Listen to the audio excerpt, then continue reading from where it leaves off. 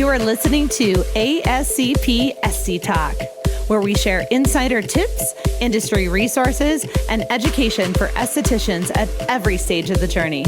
Let's talk, because ASCP knows it's all about you. Hello and welcome to ASCP's Esty Talk. I'm your co-host Maggie Staszcuk and ASCP's Cosmetology Education Manager. And I'm Cressman, licensed esthetician, certified organic formulator, ingredient junkie, and content contributor for Associated Skincare Professionals. And I'm Tracy Donnelly, Executive Director of Associated Skincare Professionals as well. And hey, people. What's up? We're back, right? Before we jump into the super exciting topic, I am going to just jump in and make sure that all of you out there, especially if you're an ASCP member, that you have downloaded the ASCP Skin Pro. Because if you haven't, people, you are missing out, let me tell you. And it's super easy because it's not on the App Store. Did you hear me?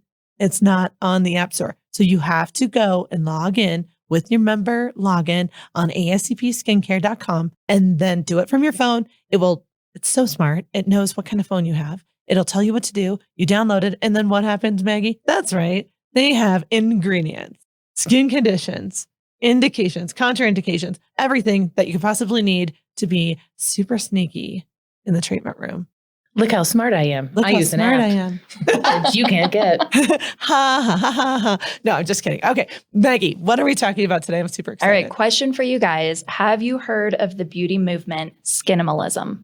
I have. You have? I actually have. I watch a lot of reality TV. Okay. That's real. I have not, but I'm excited about it. Okay, well, let's dive into it. So Skinimalism, this is born from the shifting needs throughout the pandemic. It's about simple, pared down routines, a clean makeup look or no makeup look, and it is putting healthy skin above all else and a less is more approach.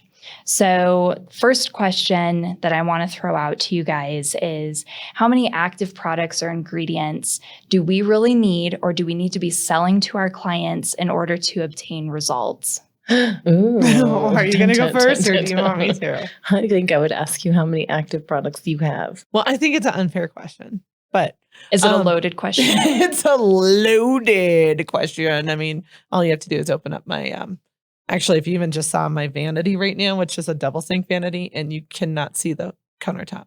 So, but that's because I'm a little bit sloppy right now. But I do have to say, yes, I have tons of products.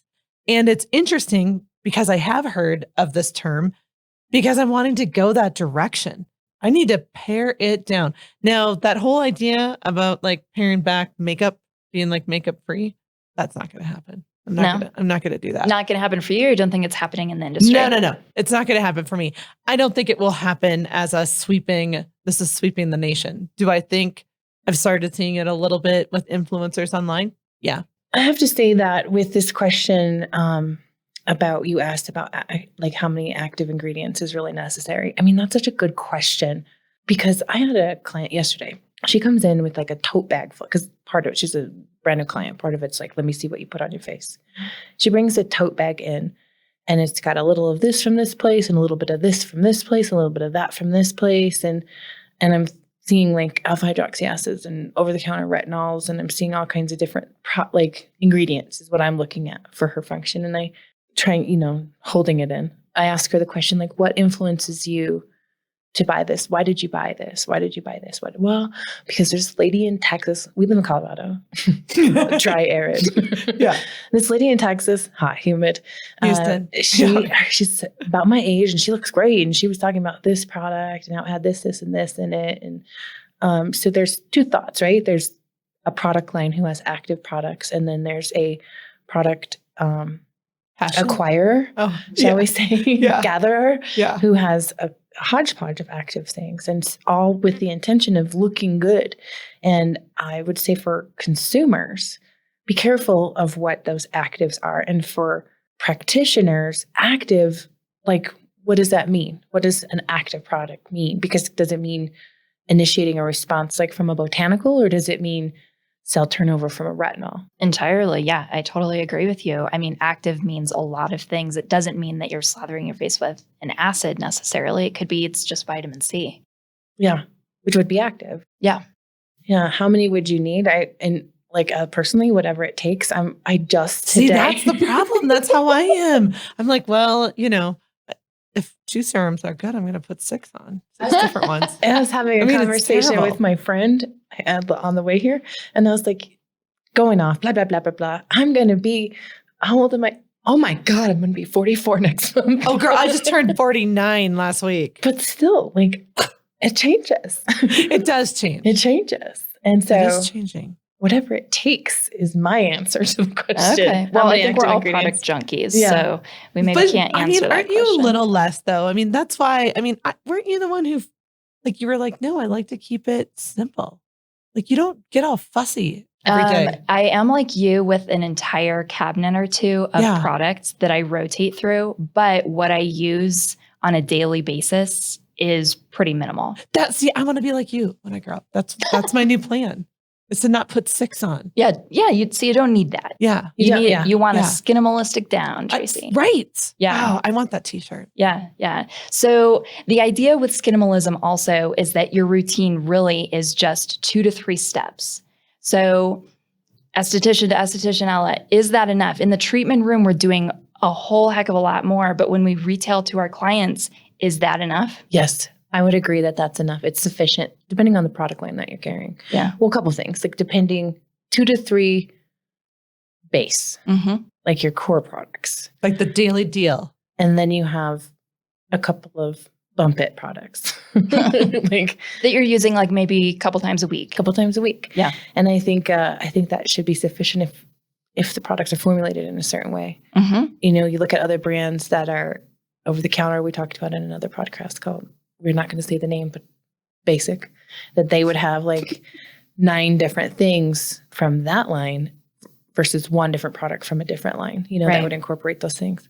And as far as esthetician in the treatment room, I think oftentimes those steps are too much. Yeah. I think sometimes you ever get that pilling on the skin at the end where you've put so much on that it's just, it's not penetrating anyways. Yep. I think that the way you apply it, the method, the modality in which you're applying it with, all has an influence on. Yeah. Would you agree, both of you, are there products that you deem unnecessary that maybe you're using that probably you don't need to, or that you're retailing to your clients? I would probably say it's unnecessary, but I like it. And because of a fragrance, I use a rose mist toner. You can mix it. I could mix it. I say there's lines that I use. I have a couple lines in my practice that I don't order them. There's things that I order and keep on hand that are my go-tos as a practitioner for recommending. And then every once in a while, I think they might need that. But toners is one, 100%. We don't need toners anymore. No.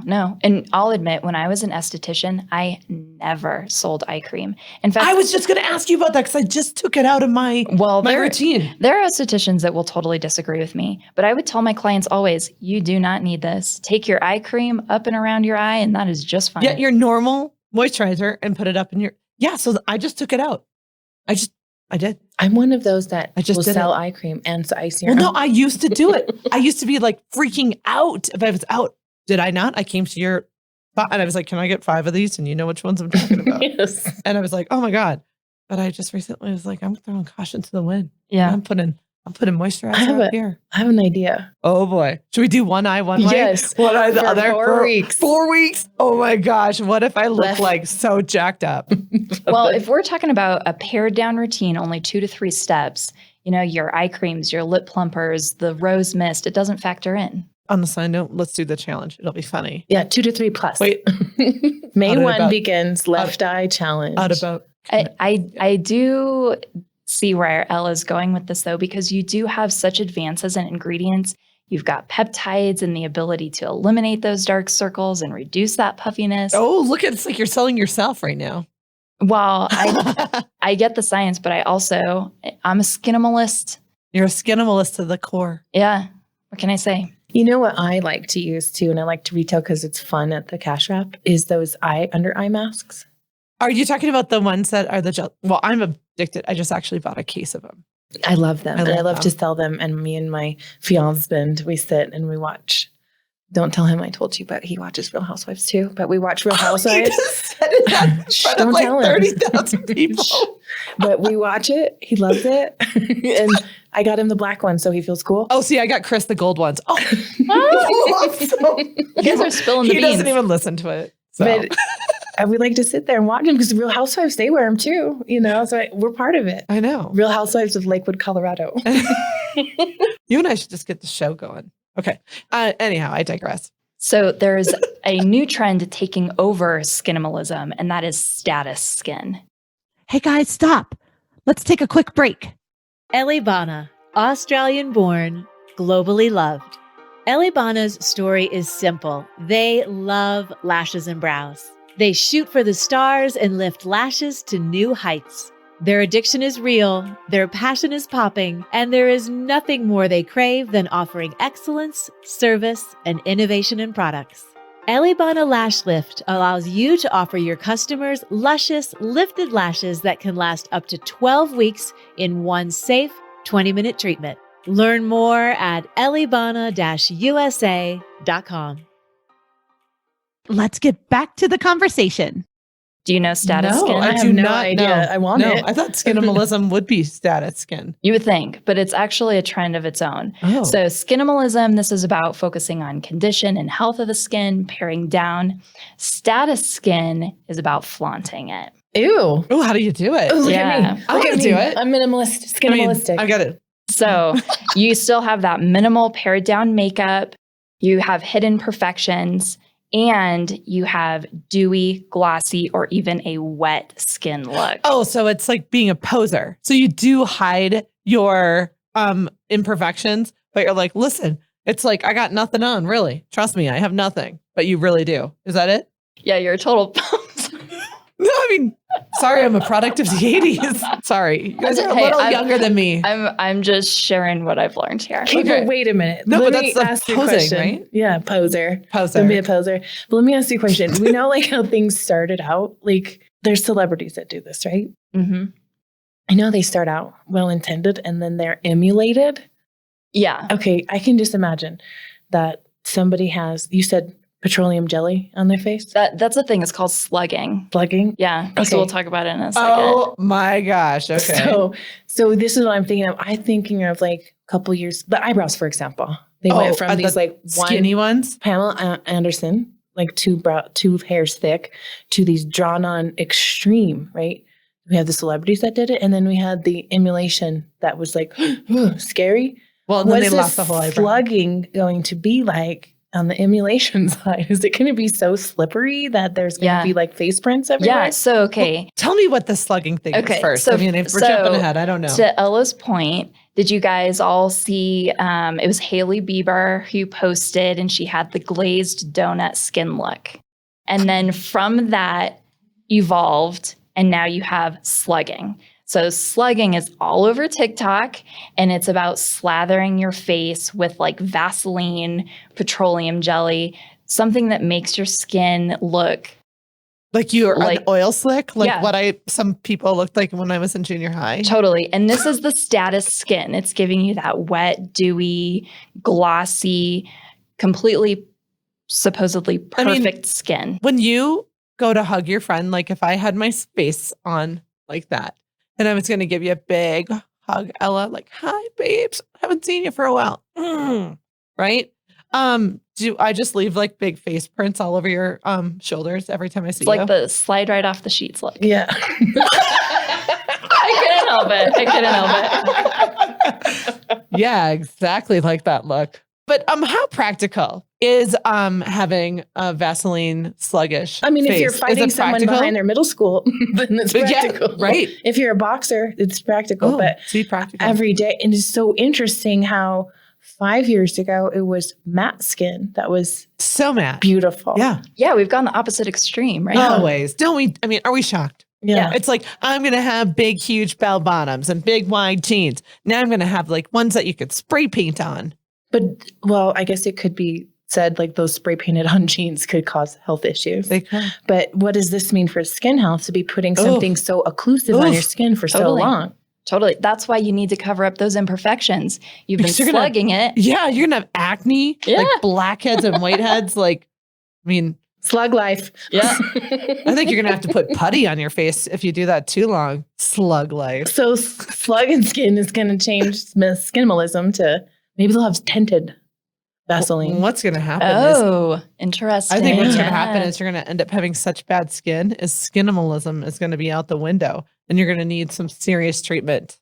Maybe it's a way to see more aggressive in spa treatments happening, like Could really be. aggressive ones, right? Resurgence of chemical peels or something. Or lasers or what have you, just to Skin scrubber and extraction. fix all those acne scars that you're going to get from slugging. So with regard to makeup, I mean, we've kind of talked about, hiding the perfections, paring down skin routines. Makeup is really pared down too. You think it's going to stay that way? What is your take on that? Because estheticians, I think, are in one of two camps. They either are all about the makeup applications. They might do weddings on the side, or you have the esthetician that doesn't focus on it at all. And they're more maybe about corrective work. Both. I think, what's interesting too is this trend of putting on makeup to make it look like you're not wearing makeup. Yeah. And just how much love that trend though. The influence is, but it's a long time. It's like, okay, no big deal. We're going to put on a primer. Then we're going to put on a corrective color. And then we're going to put on our contouring and then a highlight, round one. Then we're going to put on our foundation and then we're going to put more concealer on. It's like a lot. I'm like, oof. But I think that what's interesting about makeup, you talked about the pandemic early on, right? I'll talk about my personal feeling with makeup is it feels different to get dressed now. Like there's a lot of things that feel procedurally different. One of them is my skincare routine and how simple it is. And I don't know if it's because I got into a different habit, but another one is makeup. And it's because I wasn't seeing people a lot. I was seeing them on avenues like Zoom and such. And so I had to change my makeup to accentuate my virtual assets. Yeah. Yeah. I mean, you even said your eyes. eyes. Yeah.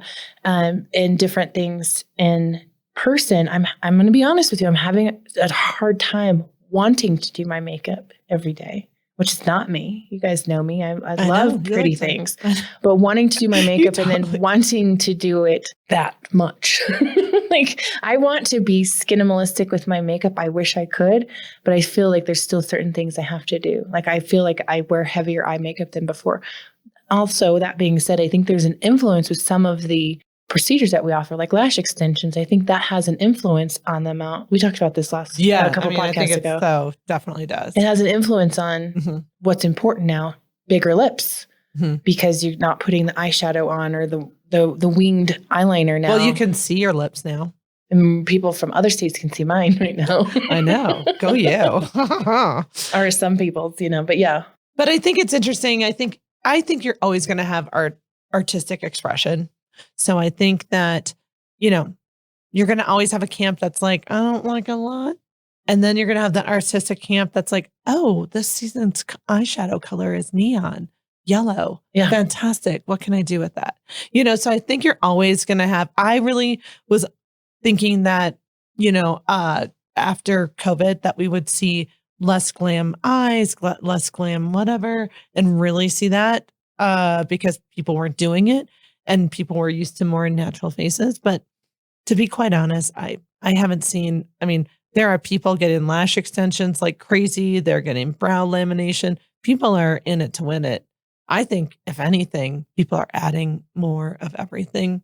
And if you're doing skinimalism, then I think you might not be putting as many products on your face, but you're into your face. You're making a decision. Totally. You're into your face, but it's still... It's a statement. It's like a natural look though, because there's no makeup. It's lash extensions. It's brow lamination. It's high maintenance still. That's it. Yeah. Still totally high maintenance. You're caring. I think that's an interesting point you both bring up is that this as a form, honestly, it's an adornment. It's a form of expression. Self-expression. And for sure. Centuries we've had this. Always. And it evolves and changes. We just see a rapid change right now. But if you look at some tribal makeup, even for Egyptians, like with the dark eyeshadow, and then you look at Catherine the Great with this like lead-based whitening and the pulling out of your hair. And taking all your eyebrows out. Yeah. So pretty beauty really is in the eye of the beholder. It is. And if you're beholding Skinimalism, you glow, girl. You glow, girl. Now, listeners, we want to hear from you. Are you embracing Skinimalism and status skin with your product and treatment offerings? Are your clients requesting a pared down regimen? Share with us on social media by commenting on our Instagram or Facebook posts or by emailing getconnected@ascpskincare.com. Thank you for listening to ASCP Esty Talk. And for more information on this episode or for ways to connect with Ella and myself or learn more about ASCP, check out the show notes. Thanks for joining us today. If you like what you hear and you want more, subscribe. If you want to belong to the only all-inclusive association for estheticians that includes professional liability insurance, education, industry insights, and an opportunity to spotlight your 6 skills, join at ascpskincare.com. Only $259 per year for all this goodness. ASCP knows it's all about you.